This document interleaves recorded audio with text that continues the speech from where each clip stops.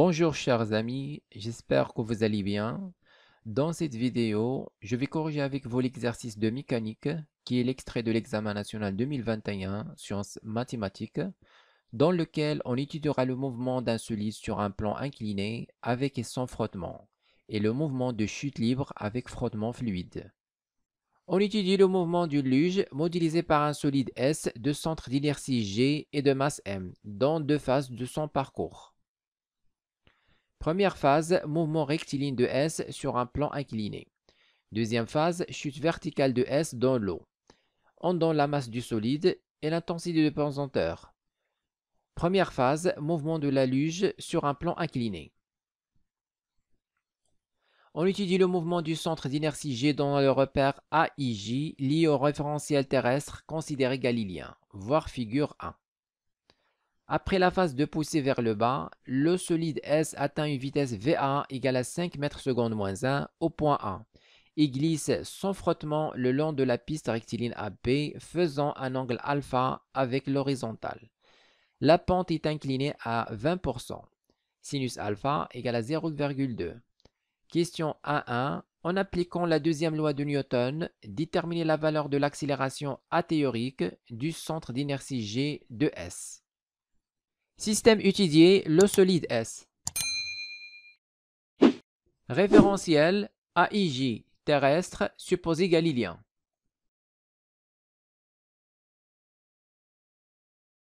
Bilan des forces. Le solide S est soumis à son poids P et à la réaction R du plan incliné qui est perpendiculaire à ce plan, car on néglige les frottements.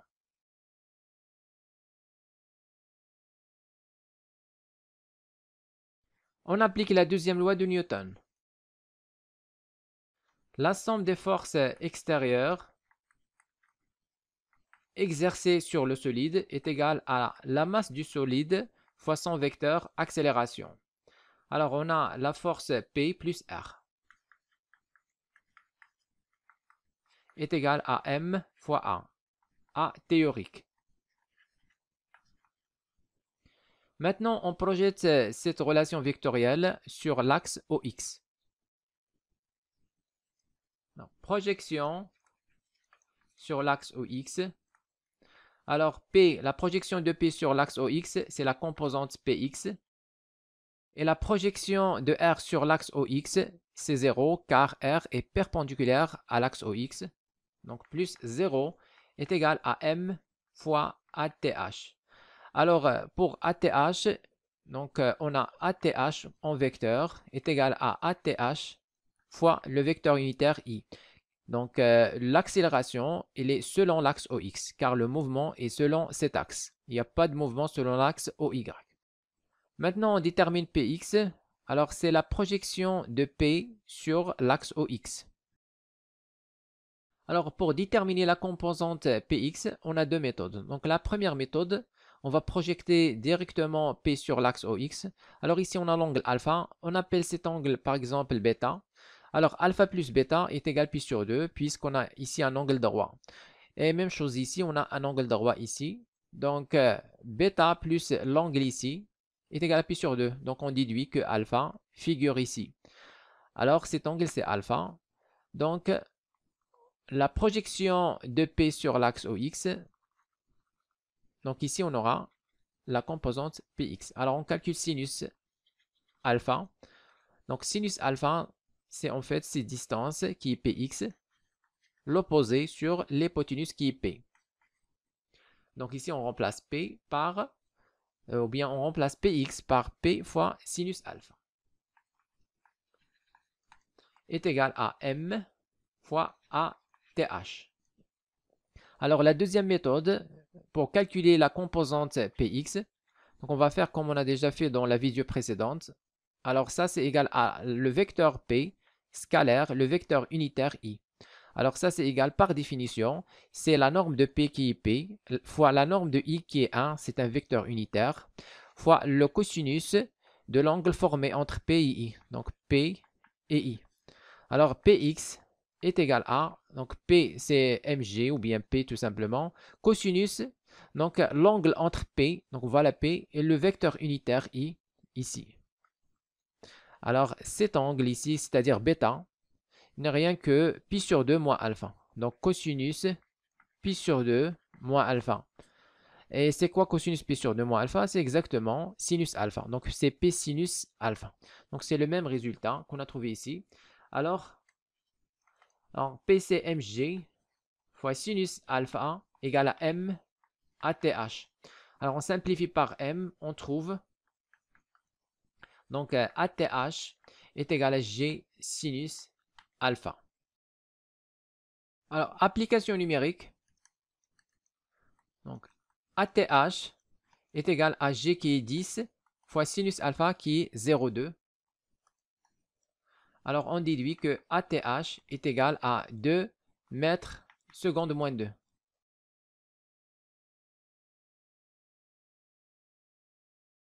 Question 1.2. L'origine des dates t égale à 0 est choisie à l'instant du passage par le point A. Trouvez à la distance parcourue à partir du point A lorsque la luge atteint la vitesse V1 égale à 25 mètres seconde moins 1. Alors, d'après la question précédente, on a trouvé que l'accélération ATH est égale à G sinus alpha, est égale à constante. Donc, on a d de V sur dt est égal à l'accélération ATH est égal à G sinus alpha. Alors maintenant, on va déterminer l'équation horaire de la vitesse. Donc, on va intégrer cette formule. Alors, donc V de t est égal à G sinus alpha fois t plus une constante qu'on appelle par exemple V0. Alors, on va déterminer V0. On va dire AT égale à 0. On aura donc AT égale à 0. Le solide était au point A, donc d'après l'énoncé. Donc à l'instant t égale à 0, le passage était par le point A. Donc on aura V, donc VA est égal à V de 0, à l'instant t égale à 0. Donc on aura G sinus alpha fois 0 qui est 0, il reste V0. Alors on déduit que V0 est égal à V1, donc on remplace. Alors, V de t est égal à G sinus alpha fois t plus V0 qui est V1. Alors ici, on nous demande la distance parcourue par le solide lorsqu'il atteint la vitesse V1. Alors, on va encore intégrer cette relation pour déterminer l'équation horaire du mouvement. Alors, donc V de t, c'est normalement d de x sur dt. Donc, on aura x de t égale 1 demi G sinus alpha fois t carré plus VA fois t plus une constante qu'on appelle x0. Alors on détermine x0, on va dire à t égale 0. On aura x de 0 est égal donc 1 demi G sinus alpha fois 0 plus VA fois 0. Donc il reste uniquement x0. Alors à l'instant t égale à 0, le solide était au point A. Alors A, c'est l'origine du repère AXY. Donc son abscisse est nulle. Donc x0 est égal à 0. Alors maintenant, on remplace. Donc on aura x de t est égal à 1 demi G sinus alpha t carré plus VA fois t. Alors la distance parcourue par le solide à partir du point A jusqu'à ce que sa vitesse atteint V1, 25 mètres seconde moins 1. Alors normalement cette distance, on l'appelle par exemple t. Alors c'est quoi? C'est l'abscisse. Donc c'est l'abscisse. Par exemple ici, c'est l'abscisse du solide lorsque sa vitesse atteint V1. Donc on l'appelle par exemple x1. Alors la distance d, c'est normalement x1 moins xa. Alors xa c'est 0 puisque c'est l'origine. Donc tout simplement c'est x1. Alors d c'est x1. C'est-à-dire x à l'instant t1 où le solide atteint la vitesse v1. Maintenant on va déterminer l'instant t1. Alors bien sûr on va utiliser donc l'équation horaire de la vitesse. Alors on a donc AT égale à T1.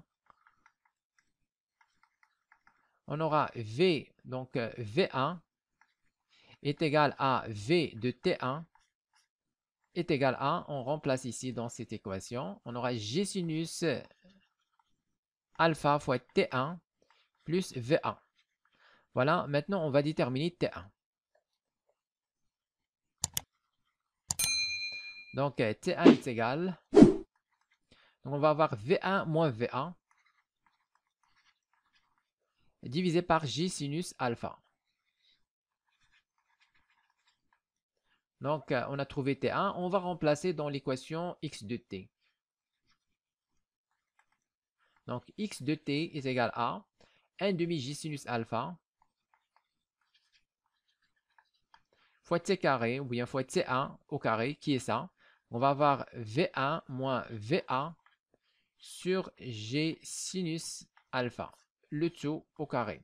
Et plus VA fois T1, qui est ça, V1 moins VA divisé par G sinus alpha. Alors, voilà, donc on va simplifier cette expression. Alors, x2, ça c'est x de T1. Donc, qui est la distance D? Donc ici, on aura 1 demi J sinus alpha sur J sinus alpha au carré. Donc il reste donc V1 moins VA, le tout au carré, 1 demi, donc sur 2, J sinus alpha sur J sinus alpha au carré. Donc au dénominateur, il reste J sinus alpha. Donc après simplification. Et plus VA, facteur V1 moins VA sur G sinus alpha. Maintenant, on va factoriser par V1 moins VA sur G sinus alpha. Donc, la distance D est égale à V1 moins VA sur G sinus alpha facteur. Donc, ici, il reste V1 moins VA sur 2 plus, ici, il reste VA. Donc, on trouve, alors D est égal, alors V1 moins VA sur G sinus alpha facteur. Donc ici, on a V1 sur 2. Donc V1 sur 2 et moins VA sur 2 plus VA. C'est-à-dire, c'est plus VA sur 2. Alors, D est égal. Donc ici, on a une identité remarquable. V1 moins VA facteur V1 plus VA. Donc en fait, ça, c'est V1 au carré moins VA au carré. Le tout divisé par 2, J sinus alpha. Application numérique. Alors, D égale. Donc, V1, c'est 25 mètres. Donc, 25 au carré, moins VA qui est 5, donc 5 au carré, sur 2, fois G qui est 10, fois sinus alpha qui est 0,2. Alors, on trouve D égale 150 mètres.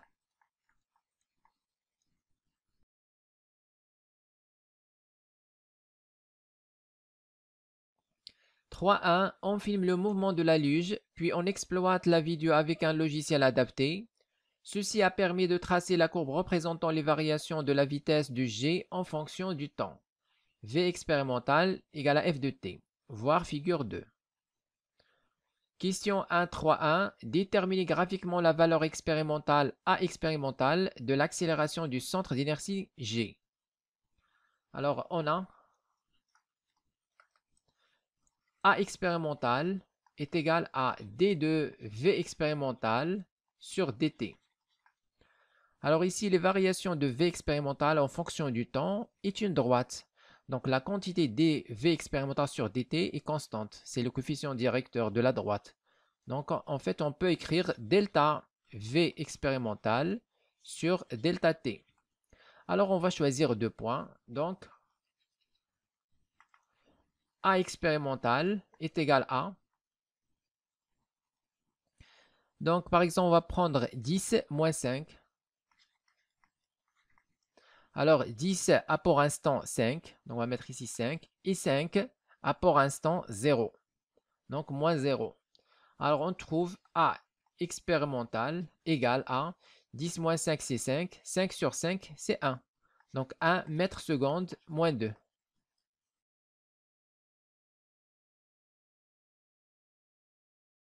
« 1, 3, 2, on interprète la différence entre ATH et A expérimental par l'existence de frottement.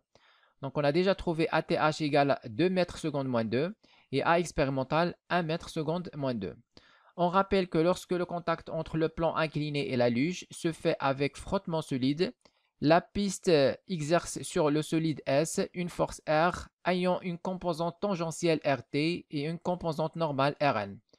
Lors du mouvement de S, les intensités de RT et de Rn sont liées par la relation RT égale à mu Rn, avec mu une constante appelée coefficient de frottement qui dépend des matériaux en contact et de leur état de surface. Exprimer le coefficient mu en fonction de A théorique et A expérimental, G et alpha. Calculer sa valeur. Alors, système étudié, toujours le solide S, référentiel AIJ terrestre supposé galiléen.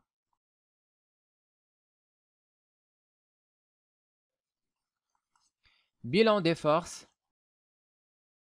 Le solide S est soumis à son poids P et à la réaction R du plan incliné, constituée entre la composante normale et la composante tangentielle.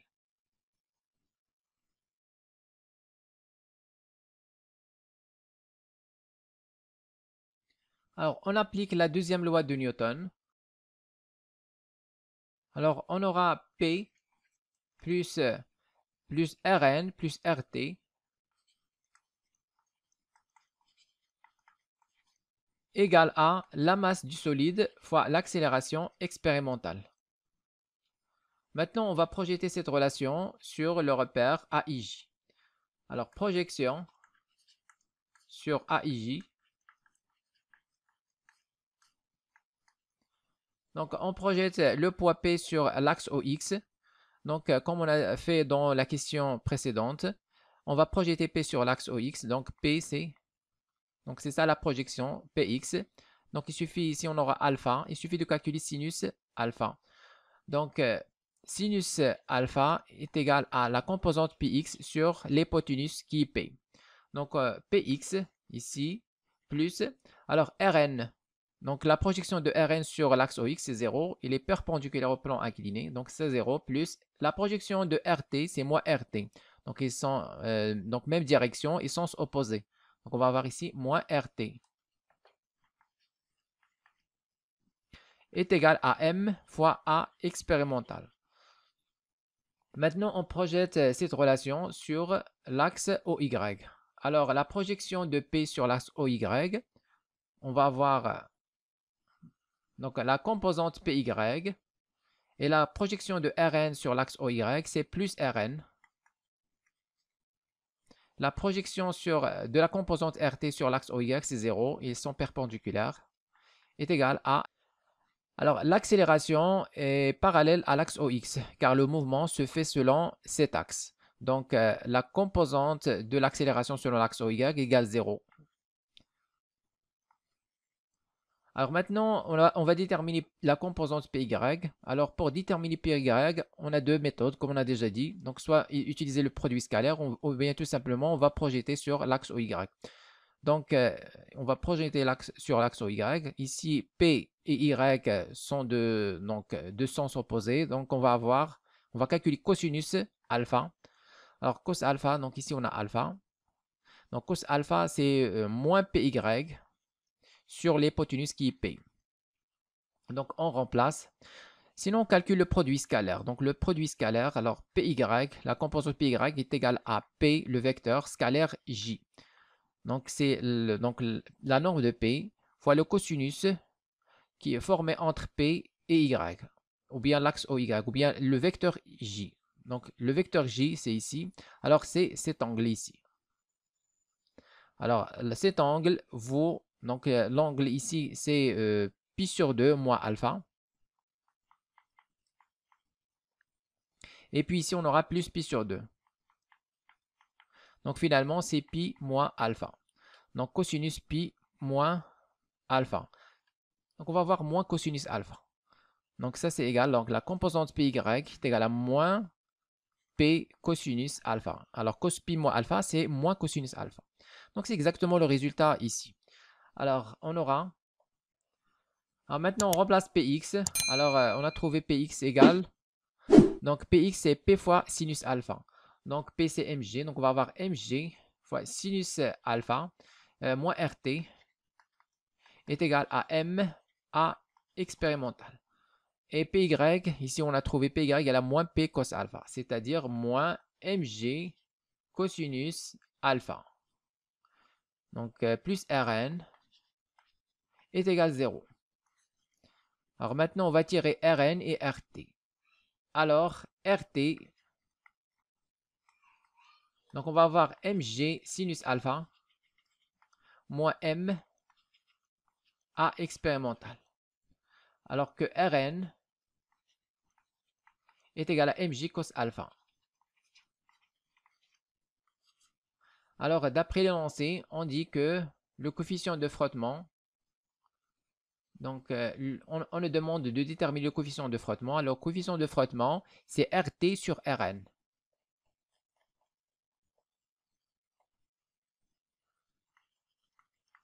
Donc mu est égal à Rt sur Rn. On remplace. Donc Rt c'est mg sinus alpha moins m fois l'accélération expérimentale sur mg cosinus alpha. Alors ici on va factoriser par m, il simplifie. Donc on va avoir m facteur g sinus alpha moins a expérimental sur m g cosinus alpha. Alors le coefficient mu est égal à, on simplifie ici par m, alors on trouve g sinus alpha moins a expérimental sur g cosinus alpha. Alors on a déjà trouvé donc g sinus alpha, c'est l'accélération théorique ATH qu'on a déterminé dans la question 1. Donc on va remplacer g sinus alpha par ATH. Donc mu est égal à théorique moins a expérimental sur g cos alpha. Alors application numérique. Donc mu est égal l'accélération théorique, on a trouvé 2, moins l'accélération expérimentale, on a déjà trouvé 1, sur g qui est 10, fois cosinus alpha. Alors, dans l'énoncé, on donne que sinus alpha est égal à 0,2. Donc ici, tout simplement, on va mettre racine de 1 moins sinus au carré, qui est 0,2. Donc 0,2 au carré. Alors, on trouve mu égale 0,1.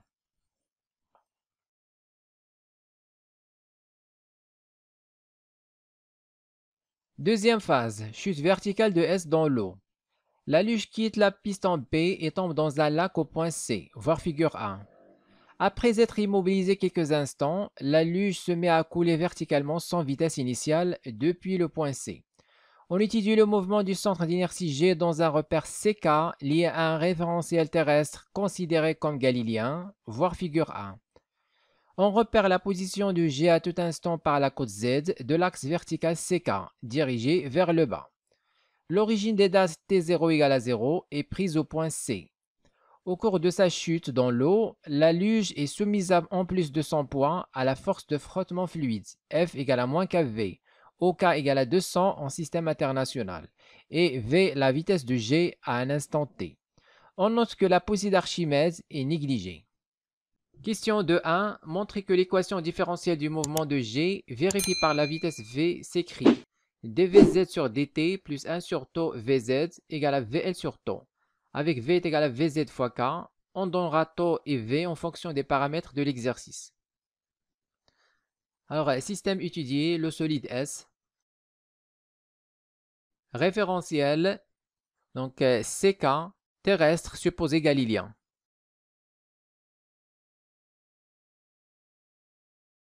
Bilan des forces. Alors, le solide S est soumis à son poids P et à la force de frottement fluide F.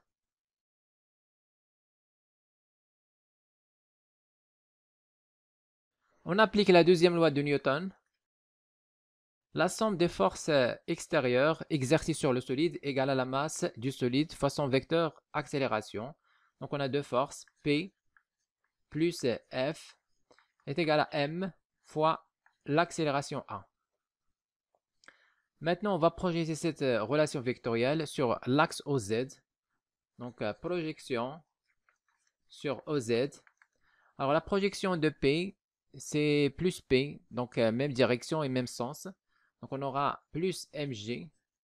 La projection de F, alors F, c'est moins k v fois le vecteur unitaire k. Alors, on remplace ici.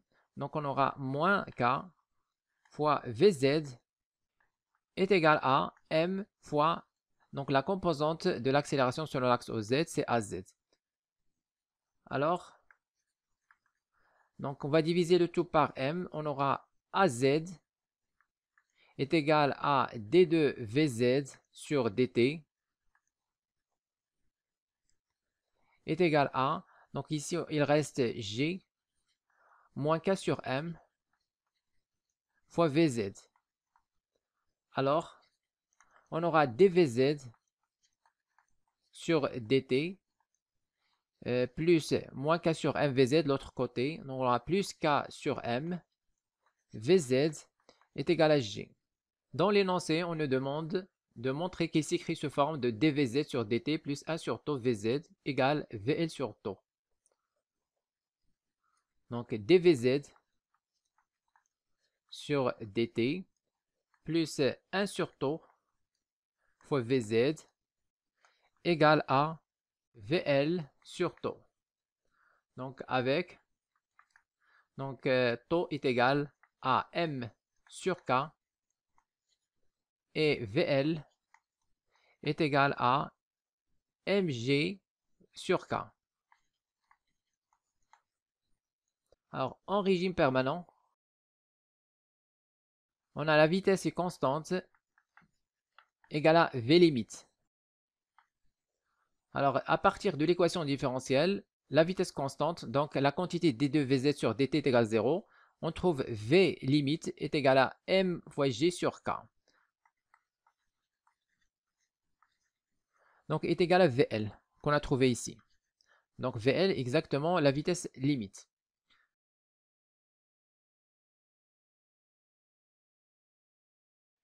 Question 2.2. La solution de l'équation différentielle du mouvement de g s'écrit Vz de t est égal Vl facteur 1 moins exponentielle moins t sur tau. Trouvez à l'instant t égale à 41 tau la profondeur atteinte par la luge depuis le point C, origine de la côte Z. Alors on a Vz de t est égal à Vl facteur 1 moins exponentielle moins t sur tau. Ça c'est égal aussi à d de z sur dt. Alors on va intégrer l'expression de Vz pour trouver z de t. Équation horaire du mouvement, donc c'est Vl. Alors on intègre, alors primitif de 1 c'est t, moins exponentielle, donc primitif de exponentielle c'est exponentielle moins t sur tau, et on divise sur moins 1 sur tau. Et plus une constante qu'on appelle z0. Alors on va déterminer z0, à t égale 0, on aura z de 0 égale 1. Alors, le solide à l'instant t égale à 0 était au point C, origine de l'axe OZ. C'est-à-dire que sa cote est égale 0. Donc, ça, c'est 0 égale 1. Donc, ici, on va remplacer VL facteur. Donc, ici, on aura 0 moins exponentielle 0, c'est 1. Donc, ici, on a moins, c'est plus. Et 1 sur tau, c'est tau. Donc, ici, on a 1 sur tau, ou bien 1 sur tau. Alors ça, c'est tau. Et plus Z0. Alors on tire Z0. Donc Z0 est égal. Ici, on a tau fois VL. L'autre côté, on aura moins tau VL. On remplace donc dans Z de t. Alors, Z de t est égal à. Donc VL facteur t moins. Alors ici, on a moins, c'est plus. Et 1 sur tau, c'est tau. Exponentielle moins t sur tau, plus z0 qui est moins tau VL.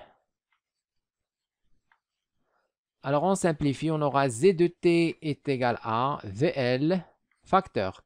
Donc ici on va factoriser par VL. On a VL ici et VL là. Donc VL facteur T plus taux exponentielle moins T sur taux. Ici, il reste moins taux.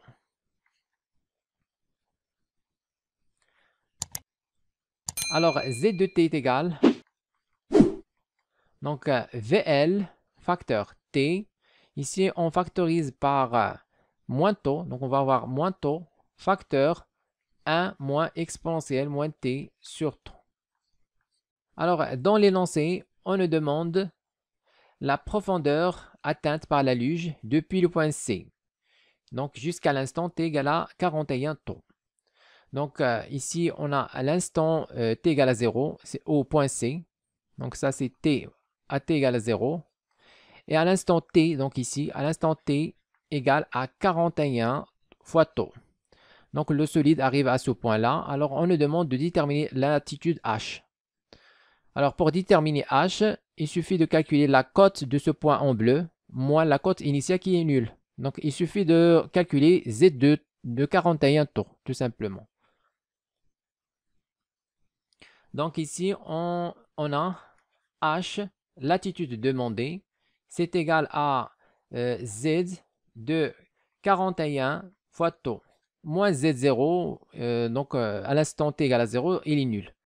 Alors ici, juste une remarque, cette expression Z de T égale à VL facteur T moins taux 1 moins exponentielle moins T sur taux, cette expression est valable quel que soit T. Donc ici, on veut calculer Z de 41 taux. Alors 41 taux, donc à partir de T égale à 0 au point C, jusqu'à 5 taux, et de 5 taux jusqu'à 41 taux. Alors de 0 à 5 taux, ça c'est le régime transitoire. Et de 5 taux à 41 taux, ça c'est le régime permanent. Alors cette expression est toujours valable, soit en régime transitoire ou bien soit en régime permanent. Donc on peut l'utiliser directement. Alors H c'est Z de 41 taux moins Z0, on a déjà dit que c'est 0, donc ça c'est égal à, on va remplacer ici, donc on aura VL facteur, alors T c'est 41 taux, moins taux, et plus taux facteur exponentiel, donc ici on moins T qui est 41 taux, donc on va avoir 41 taux sur taux, c'est-à-dire moins 41. Alors H est égal, donc VL facteur, ici on va factoriser par taux. Donc on va avoir taux fois VL, facteur, 41 moins 1 c'est 40, et plus exponentielle moins 41. Alors on remplace taux et VL par leurs expressions, donc on aura H est égal à, alors pour taux c'est M sur K, et VL c'est M sur K fois G. Donc on va avoir M sur K fois M sur K. Donc M sur K fois M sur K, c'est M sur K au carré et fois G. Tout ça, facteur 40 plus exponentielle moins 41. Alors, application numérique. Alors, H est égal à, donc M à partir de l'énoncé, c'est 20 kg sur K qui est 200, système international, le tout au carré, fois G qui est 10, et facteur 40 plus exponentielle moins 41. Alors, exponentielle moins 41, c'est trop petit, donc c'est très négligeable. Alors, on trouve H égale à 4 mètres.